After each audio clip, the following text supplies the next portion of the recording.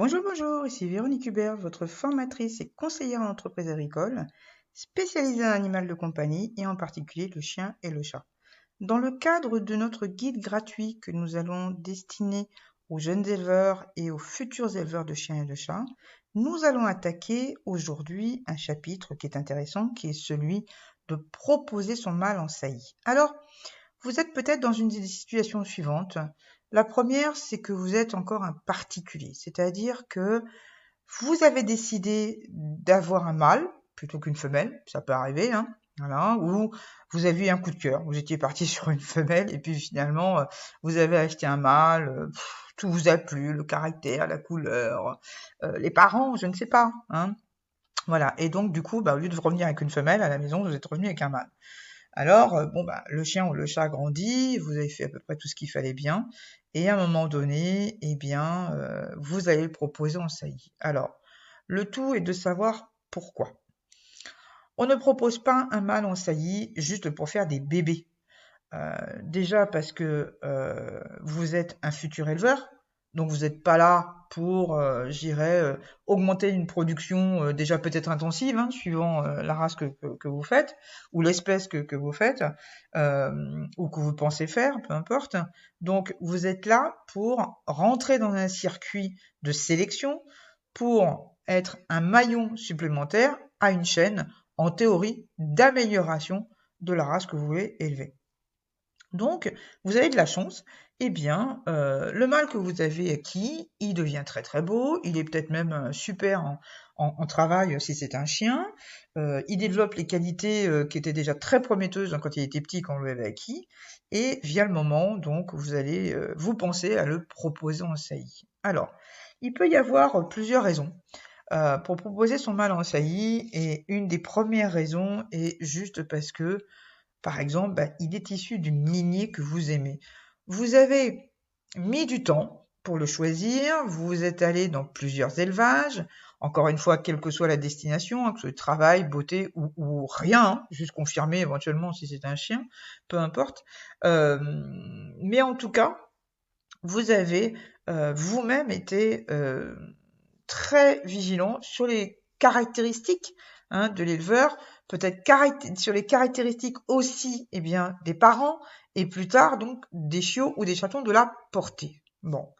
Alors, c'est pour ça que finalement, c'est pas tellement étonnant que vous soyez fier d'une certaine façon de pouvoir diffuser la lignée que vous avez choisie. Hein. C'est juste parce que, vous êtes content de cette lignée-là, vous avez envie de la faire connaître aussi, hein, tout simplement, que vous soyez déjà éleveur ou pas. Hein, vous avez ce mâle et vous souhaitez diffuser sa lignée que vous aimez. Vous en aimez les caractéristiques, vous en aimez la couleur, vous en aimez le caractère, vous en aimez tout ce que vous voulez.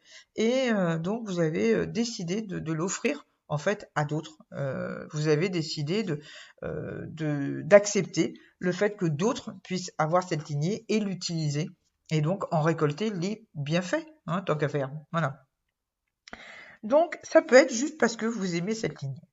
La deuxième raison, surtout s'il n'est pas né chez vous, c'est de vouloir continuer, on va dire, la notoriété de l'éleveur chez qui vous l'avez acquis. Si vous êtes allé acheter un chiot ou un chaton au lof ou au louf, hein, suivant le cas, du chien ou du chat, encore une fois, vous l'avez acheté pour des raisons précises, il est probablement issu de lignées précises, et donc il est possible, voire probable, que ne connaissant pas trop, hein, puisque vous débutez en théorie, ne connaissant pas trop la race en question, vous êtes dirigé vers un éleveur qui est renommé.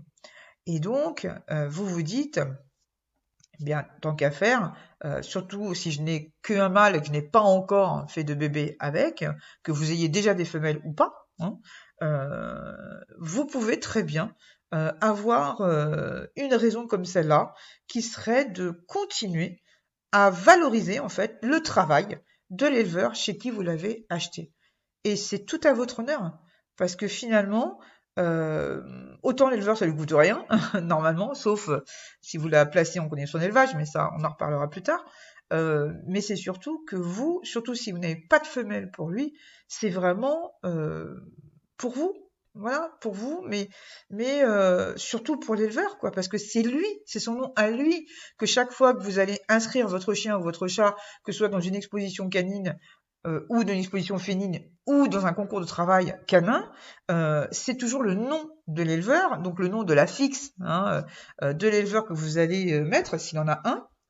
Ce sont les parents de votre chien ou de votre chat qui sont peut-être nés aussi chez l'éleveur en question que vous allez à chaque fois retranscrire. C'est pas donc ce que je veux dire dans l'histoire, c'est que finalement, c'est vraiment la notoriété de l'éleveur que vous allez continuer à propager. Alors faites attention parce que finalement, n'oubliez pas que si vous ne connaissez pas trop les qualités et les défauts de la lignée, puisque vous commencez seulement, n'oubliez pas, vous êtes un éleveur débutant et que on ne vous a pas donné peut-être toutes les infos, tout simplement. N'oubliez pas que ça peut être à double tranchant. Donc le fait de l'utiliser, de laisser utiliser par d'autres, peut faire apparaître des défauts. Alors vous vous dites ah bah oui mais c'est pas né chez moi, etc. N'oubliez pas, pour faire apparaître des défauts voire des tares, il faut être deux. Donc c'est pas que la femelle, c'est votre mâle aussi. D'accord? Ça on voit souvent des éleveurs qui disent ah bah oui moi les chiots ou les chatons ils sont hyper beaux parce que regardez comme la mère est belle. Mais chaque fois qu'il y a un problème, oh bah oui mais de toute façon c'est la faute du mâle. Non, faut être deux. D'accord? Ça, c'est la génétique, c'est le b.a.-ba. Ok? Bon. Donc, la notoriété de l'élevage, parce que justement, c'est un élevage renommé, et vous pouvez prendre ce plaisir-là de continuer à propager donc la notoriété de l'éleveur chez qui vous l'avez acheté. La troisième raison, et ça, c'est une raison importante pour vous en tant que futur éleveur ou en tant qu'éleveur déjà. Peut-être que vous avez une femelle avec laquelle vous allez allier ce mâle, mais peut-être pas, ou peut-être pas tout de suite. Et donc, vous savez que votre mâle a des grosses qualités, que ce soit des qualités de beauté ou de travail, suivant l'espèce, et vous vous dites, eh bien, ce serait une bonne chose que cet étalon ait des produits qui pourront soit valoriser les qualités de leur père, soit valoriser les élevages chez qui il a reproduit, évidemment par la qualité de ses descendants. Mais il y a une chose importante à retenir, c'est que n'oubliez pas que un mâle, mais ça vaut aussi pour une femelle, peut arrêter de reproduire du jour au lendemain. Donc, si vous, surtout, vous avez une femelle que bien plus tard, après que vous ayez acquis ce mâle, parce que vous n'avez pas eu l'occasion, peut-être pas les finances, voilà, il peut y avoir X raisons, eh bien, faites en sorte de le faire reproduire et qu'il ait des descendants qui soient valables, évidemment. Il ne s'agit pas juste de lui faire avoir des bébés n'importe où, voilà, d'accord? Non, c'est évidemment qu'il ait des sujets, des enfants de valeur. Pourquoi? Mais pour pouvoir vous-même utiliser plus tard. En effet, il est toujours navrant de constater après quelques années qu'un mâle ne peut plus reproduire alors qu'il n'a pratiquement jamais reproduit. Et donc, il n'y a pas de fils ou de fille intéressant ou intéressante à utiliser pour récupérer cette lignée que vous avez peut-être perdue, que vous n'avez pas eu le temps d'utiliser parce que vous n'avez pas eu de femelle pour lui en temps et en heure. C'est absolument dramatique. Tout simplement parce que c'est vous qui vous êtes investi, même s'il n'est pas né chez vous, mais pour être né chez vous, ce serait pareil.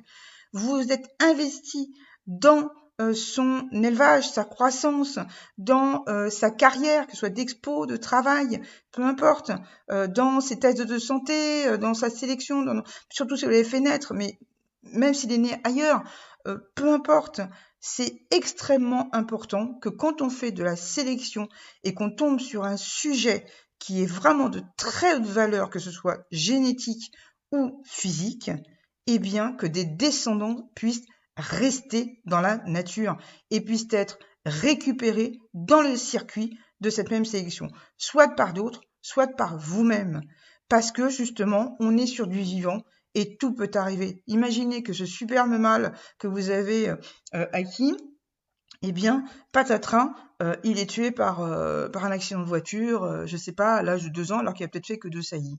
Moi, par exemple, j'avais importé il y a très longtemps, à la fin des années 90, J'avais importé un mâle d'Irlande, qui était jeune à l'époque, avait 7-8 mois, et il n'a eu le temps que de faire une saillie accidentelle chez moi. Une saillie accidentelle chez moi. J'ai eu l'imprudence de le prêter à un éleveur qui l'a utilisé sur une femelle qui était infectée par une bactérie quelconque, qui a soigné sa chienne, qui m'a rendu mon chien donc plus tard, sans me dire ce qui est arrivé à la chienne. Je ne l'ai su que bien plus tard. Et donc, quand il m'a rendu mon chien, eh bien, il n'avait plus rien dans les cacahuètes. Et à l'époque, on n'avait pas toute cette technologie qu'on a aujourd'hui. On ne savait pas faire tous les examens qu'on fait aujourd'hui. On ne savait pas comment soigner ce genre de problème, et surtout pas au niveau du mâle, et surtout pas quelques années après. Donc, heureusement, j'ai eu cette saillie accidentelle, parce que finalement, ça a été sa seule et unique portée chez moi, alors que je l'avais acheté quand même pour moi. J'avais investi financièrement, j'avais investi dans sa lignée, j'avais investi dans tout, et par bonheur est né dans cette portée un chien qui est devenu champion, mais que j'avais exporté en Italie bébé, hein, voilà, et que j'ai pu récupérer à l'âge de 6 ans pour pouvoir le réutiliser ici en France. Parce que finalement, sinon, j'aurais tout perdu, quoi. Voilà. Donc, surtout, pensez à laisser des descendants si vous avez des mâles de valeur. Et je dirais même, et ça, c'est la technique vétérinaire qui peut nous offrir ça, c'est ce que j'appelle le faire congeler. Si vous savez que la lignée est précieuse, si vous savez que vous n'avez pas forcément beaucoup de femelles pour lui aujourd'hui, eh bien, essayez de contacter une école vétérinaire. Vous avez en particulier 2 écoles qui font ça très très bien. Vous avez le CEREC à Lyon et vous avez l'école vétérinaire de Toulouse. Vous avez des grands spécialistes de la reproduction et congelée et réfrigérée. Et donc, voyez si vous pouvez faire congeler des paillettes de votre chien régulièrement pour en conserver la descendance le plus longtemps possible. Ça aussi, ça peut être une solution. La descendance, elle n'est pas forcément physique. Elle peut être virtuelle, si je puis dire, ou en tout cas intemporelle. Hein, voilà, parce qu'on sait que la semence congelée peut être utilisable très longtemps après l'avoir stockée. D'accord? Donc pensez-y. Ensuite, la dernière raison pour laquelle éventuellement vous pourriez avoir envie de proposer votre mâle en saillie, que vous soyez un particulier ou que vous soyez un éleveur déjà ou un futur éleveur, peut être une raison purement financière. Il est évident que si vous avez investi financièrement, que ce soit au niveau de l'achat, donc, et en particulier si c'est un jeune, hein, par exemple que vous avez acheté à l'âge de 6, 7, 8 mois, donc avec des garanties de qualité qui sont plus importantes ou en tout cas plus visibles qu'un chiot ou un chaton de 2-3 mois. Hein. Vous avez investi financièrement donc dans son achat, vous avez investi financièrement dans son élevage, son éducation, sa carrière, hein, déjà peut-être d'expo ou de travail, ses tests, etc. Et vous avez envie de rentabiliser ça plus ou moins en attendant de pouvoir le faire avec vos propres femelles, c'est-à-dire d'avoir vos propres petits à vendre. D'accord? Bon. Donc, il ne faut pas avoir de mal à ça. C'est tout à fait naturel. À moins d'être Crésus, l'élevage coûte cher. On le sait. Que ce soit pour des mâles ou des femelles, l'élevage coûte cher. Donc, il est tout à fait normal qu'un mâle que vous entretenez, que ce soit pour son entretien courant, que ce soit pour des expos, pour du travail, pour tout ce qu'on veut, il est normal que cet argent revienne de temps en temps dans votre besace. Donc, n'ayez pas honte de mettre votre mâle en saillie et de réclamer par contre le prix de saillie qui est dû. Hein, il ne s'agit pas de brader, il ne s'agit pas non plus de demander des prix astronomiques, hein, ça sert à rien. Il ne s'agit pas non plus de faire un peu la chochotte en disant oui, ben non, je ne sais pas, votre femelle, etc. Oui, il faut sélectionner autant que possible les femelles que vous allez accepter en saillie, hein, donc par rapport peut-être à leur lignée, leur type, leur test de santé aussi, hein, donc ça veut dire la compatibilité avec votre mâle à vous. Mais il peut y avoir d'autres raisons.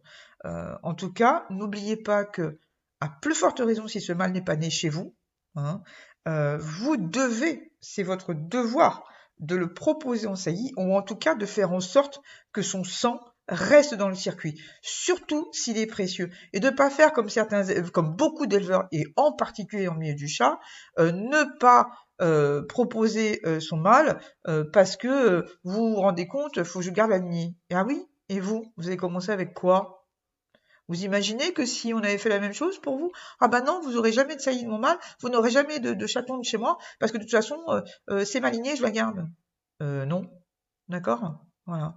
Vous avez décidé d'œuvrer pour la race que vous aimez, vous avez décidé d'élever, vous avez décidé de faire de la sélection, vous devez sélectionner les femelles que vous voulez que votre mâle saillisse, il n'y a absolument aucun problème de ce côté-là. Mais arrêtez de refuser constamment les saillies sous des prétextes qui n'en sont pas. D'accord? Voilà. Mais voilà, j'espère que tous ces petits conseils vous auront été utiles. Je vous souhaite une excellente soirée et je vous dis à très bientôt.